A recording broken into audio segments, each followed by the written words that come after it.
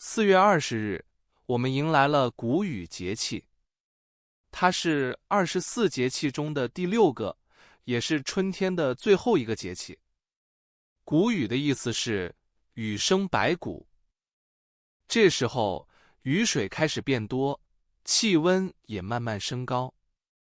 充足的雨水让地里的庄稼长得更快，所以这个节气对农业生产非常重要。在自然界中，你会发现水面上长出了绿色的浮萍，也能听到布谷鸟在树林里鸣叫。这些变化都在告诉我们，春天就要结束了，夏天快要来了。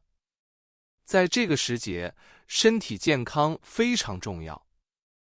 因为雨水多，空气潮湿，中医认为这时候应该注意保护脾胃。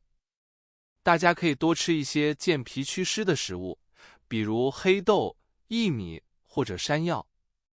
另外，谷雨时节百花盛开，容易过敏的人出门时最好戴上口罩和眼镜，保护好呼吸道。在运动方面，专家建议选择一些柔和的活动，比如快走、慢跑或者打太极拳。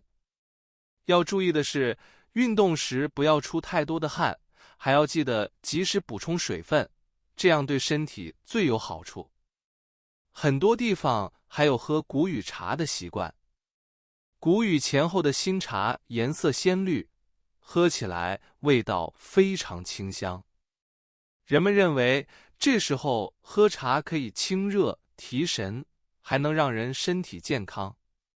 谷雨是一场对春天的告别，让我们在淡淡的茶香中一起开启下一个美好的季节。